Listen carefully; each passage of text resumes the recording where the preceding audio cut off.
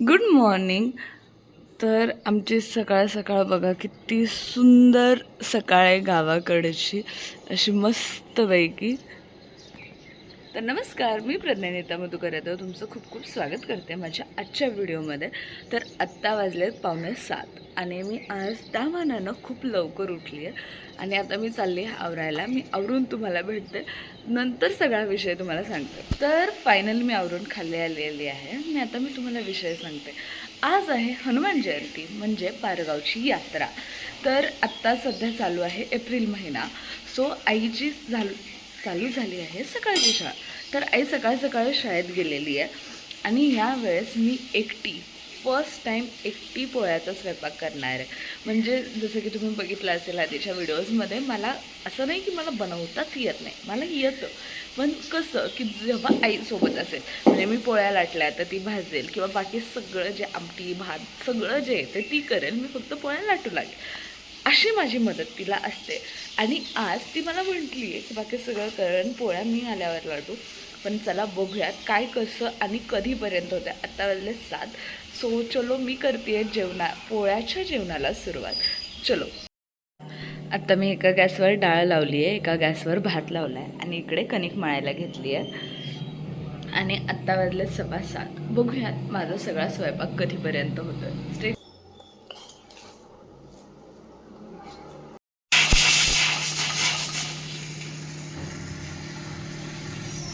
माझी डाळ तर शिजलेली आहे, भात पण ऑलमोस्ट होत आला आहे. मी इकडे गुळवणी ठेवली आहे, कणिक पण माझी मळून झालेली आहे. आणि आता मी मध्येच बाहेर चालली आहे बिकॉज आजोबा नारळ सोलत होते असा. आणि त्यांनी मध्येच मला आवाज दिला की माझ्याकडनं काही नारळ सोलला जात नाही आहे, तू मला नारळ सोलून दे म्हणजे मी देवळात जाऊन येतो. सो मी मध्येच आता बाहेर आली आहे, त्यांना नारळ सोलून देते, देन माझ्या पुढच्या कामाला सुरुवात करते. तोपर्यंत माझी कणिक पण भिजेल, माझा भात पण शिजेल आणि गुळवणी होऊन माझा गॅस पण मोकळा होईल. So stay.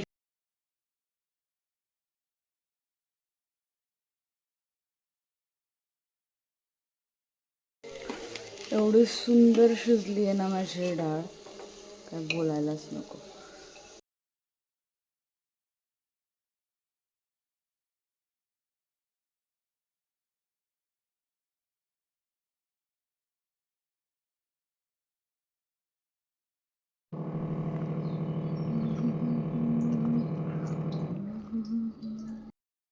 की आत्ता इथं ढग आले, नाहीतर असं मस्तपैकी चेहऱ्यावर असे ऊन सनकिस्ट घेता घेता माझं चाललं आहे चपाती करायचं.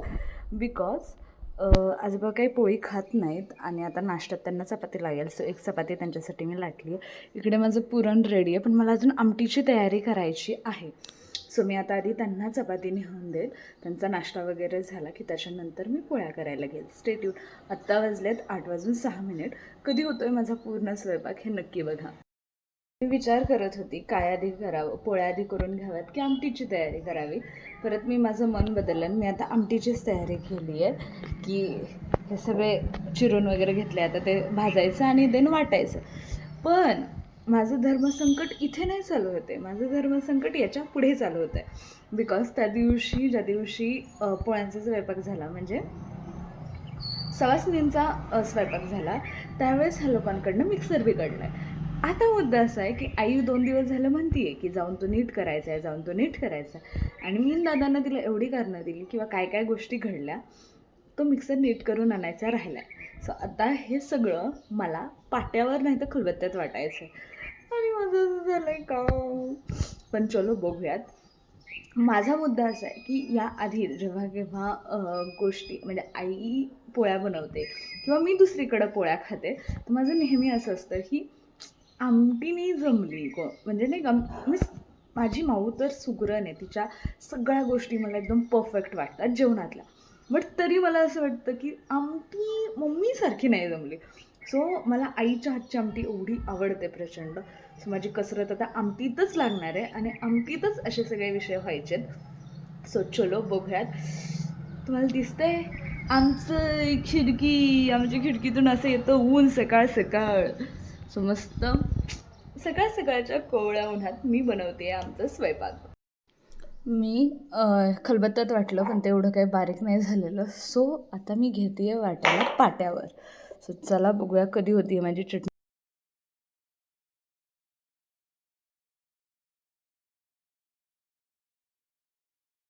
इथे मी हे दाखवत होते की मी आजोबांना चपाती दिली पण त्यांनी ती खाल्ली नाही. बिकॉज त्यांचं असं झालं तर जोपर्यंत मी देवाला जाऊन येत नाही तोपर्यंत मी नाश्ता करू शकत नाही. सो त्यांनी चपाती तशीच ठेवली, फक्त कॉफी पिली. देन मी माझ्या पुढच्या कामाला सुरुवात केली. फायनली माझी भजी रेडी आहेत, कुरडई रेडी आहे, आमटी पण रेडी आहे, गुळवणी आणि भात झालेला आहे. आता फक्त एक गोष्ट राहिली आहे, पोळ्या. आणि आत्ता वाजलेत 9:45 आणि मध्ये मी टाईमपास पण खूप सारा केला आणि ते पाट्या वाटण्यात त्याच्यात माझा टाईम गेला. बट चलो स्टेट येऊन बघा कधी पूर्ण होते माझं पुरणपोळीचं ताट. म्हणजे सगळ्यात मोठी, आमटीपेक्षा मोठी कसरत आता चालू झाली आहे. बिकॉज मी आधी जेव्हा पोळ्या करते, एक जण भाजायला, एक भरून द्यायला आणि मी लाटते फक्त. आणि सध्या मलाच भरून घ्यायचं आहे, मलाच भाजायचं आहे आणि मलाच लाटायचं आहे. सो आत्ता वाजलेत 10 मिनटं का बाकी आहेत, म्हणजे 9:50 झाल्यात. बघूया कधीपर्यंत माझ्या सगळ्या पोळ्या आटपत आहेत. तवा तापतोय अजून माझा, म्हणून मी थांबले.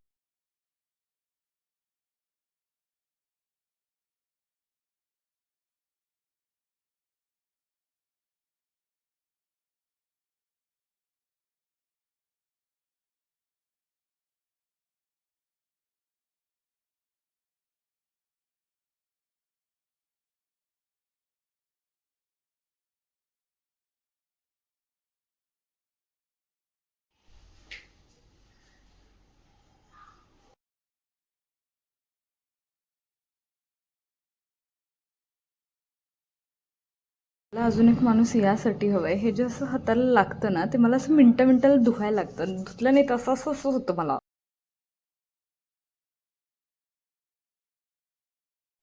तर अशा टोपलंभर माझ्या एकदम मऊ लुसलुशीत अशा पोळ्या करून झालेल्या आहेत. ह्या 2 चपात्या आहेत, बाकी सगळ्या एवढ्या पोळ्या माझ्या करून झालेल्या आहेत. आणि जर मला कोणी विचारलं की टीप काय, की एवढ्या छान पोळ्या जर तुम्हाला प्रत्येक पोळी फुगवायची असेल, छान करायची असेल, करपवायची नसेल, गोल व्हायची असेल, एकदम अशी ते म्हणतात ना काठ एकदम पातळ वगैरे, तशी जर तुम्हाला सगळ्या पोळ्या बनवायच्या असतील तर तुम्हाला एका गोष्टीची खूप जास्त गरज आहे, ते म्हणजे आई. बिकॉज मला आज असं झालं आहे, म्हणजे मला करता येतं आहे, नाही असं नाही, पण मी किती 7 वाजता चालू केलं तर आत्ता बरोबर 11 वाजल्यात. आपण 1 तास सोडून देऊ की माझं ते पाट्यावर वाटण्यात वेळ गेला किंवा हे झालं ते झालं, अख्खा 1 तास, तरी 3 तास माझे ह्या सगळ्या स्वयंपाकाला गेलेत. पुढचा मुद्दा असा की आता जर म्हणजे मी आत्तापर्यंत काय करत होते, फक्त लाटत होते. म्हणजे कोणीतरी भरून देत आहे, मग कोणीतरी भाजतं आहे, म्हणजे आई भरून द्यायची आणि भाजायची पण. तर त्यामुळे मला कधी असं हाताला ना ते असं असं चिकट चिकट नाही जाणवलं. आणि तसं जाणवलं की माझं असं होतं की हात धुवायचा आहे मला. मग 4 वेळा हात धुण्यात आणि 4 वेळा हे करण्यात मला सारखा गॅस कमी जास्त करायला लागत होता. पण फायनली माझ्या पोळ्या झालेल्या आहेत. पूर्ण पोळ्याचा स्वयंपाक मी आज एकटीनं बनवला आहे, याचा मला प्रचंड आनंद आहे. चला आता ना नैवेद्य तर दाखवून झालेला आहे. सो मी सकाळपासून काहीच खाल्लेलं नाही आहे. सो आता मी एक छानसं ताट बनवते, तुम्हालाही दाखवते मी काय काय बनवलं आहे जेवणात, आणि माझ्यासाठी मी ताट बनवून घेते. स्टेट. आणि या पॉईंटला ना माझ्यासारखं मनात येत होतं की काहीतरी राहिलं आहे का, काहीतरी राहिलं आहे का, ताटात काहीतरी कमी वाटतं. पण मला म्हणजे असं काही नव्हतंच. म्हणजे पुरणपोळीत जे काही बनवतात आमच्याकडे ते सगळं माझं बनवून चालतं, पण स्टील मला असं फील येत होतं की काहीतरी राहिलं आहे या ताटात. आत्ता वाजलेत 4:45 आणि मी इतका वेळ मस्तपैकी झोपून काढला. आणि आता आम्ही चाललेलो आहे मंदिराकडे, मी आणि आई. कारण गावात देवाचं लग्न आहे त्याच्यासाठी, आणि आईला ओटी भरून यायची आहे देवीची. मग अशी ती जाऊन नैवेद्य दाखवून आली. पण आता आम्ही परत चाललो आहे दोघीजणी पाय पडायला. किती सुंदर मंदिर सजवलं आहे, एकदम एस्थेटिकवाल्या वाइब्स.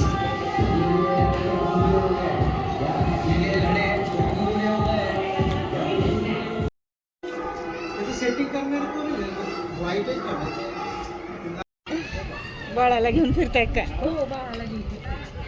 तर आम्ही गेलो होतो ह्याच्यात.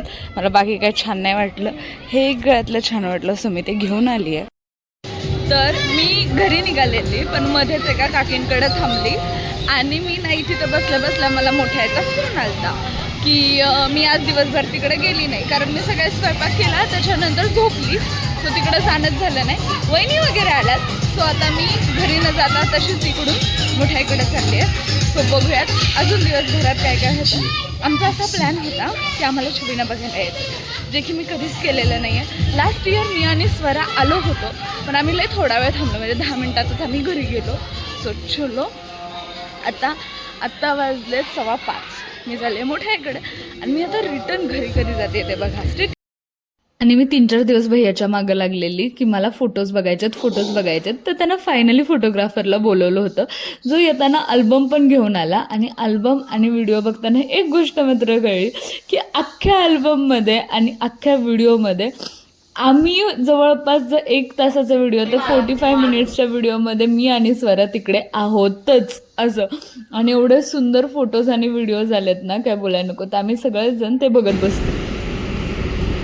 मी चालली आहे स्वराला आणायला, ती गेली आहे लायब्ररीला. पण मी मध्ये यासाठी थांबली आहे की वेदर बघा, एवढं घाण पावसाचं वातावरण झालं ना, काय बोलायलाच नको. चला पटकन जाऊया आणि स्वराला घेऊन येऊया.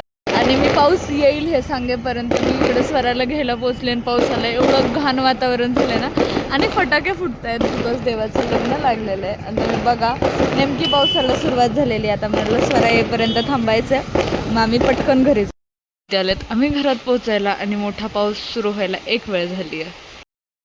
आणि खूप जोराचा पाऊस पडला, त्यामुळे आम्ही खूप वेळ घरातच थांबलो. त्याच्यानंतर जेवण वगैरे घेतला आणि मग वहिनींना, आत्याला, या सगळ्या लोकांना मंदिरात यायचं होतं पाया पडायसाठी. त्यामुळं आम्ही सगळेजण मिळून परत मंदिरात आलो. या लोकांसोबत मी परत एकदा दर्शन घेतलं सगळ्या देवळांचं.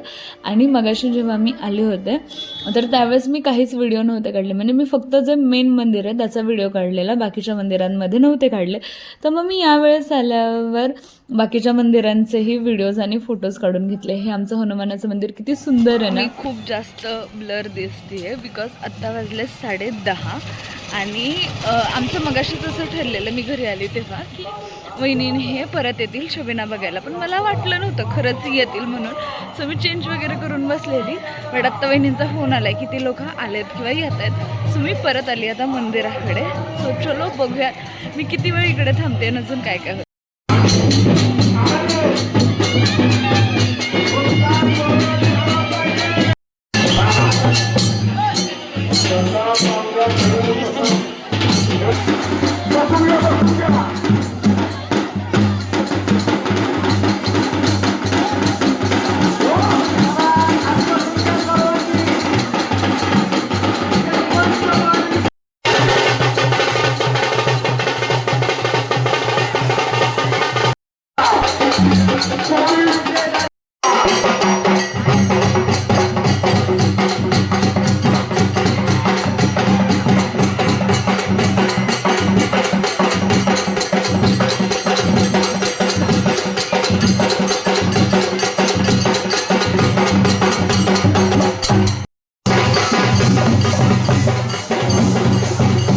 सॉन्ग लागते माझं.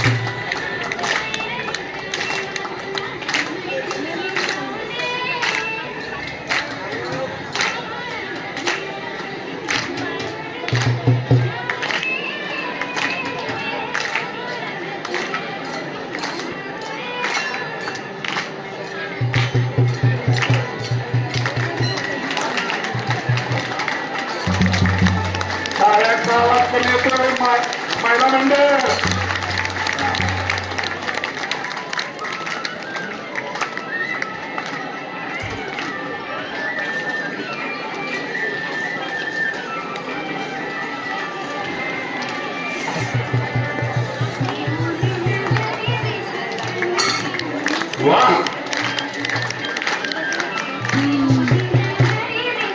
त्या चौघींच्या डोक्यावरचं बघ ना, अजून हल्लं नाही.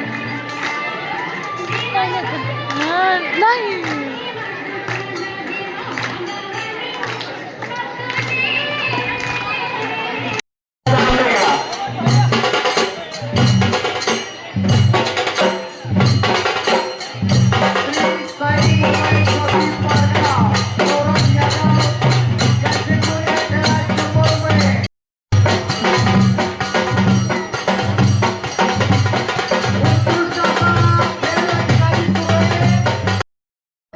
तर आत्ता वाजले 12:15. मी चालली आहे घरी. 2-3च खेळ बघितले आणि आता सगळ्यांनाच झोपालते, सो मी घरी चालले.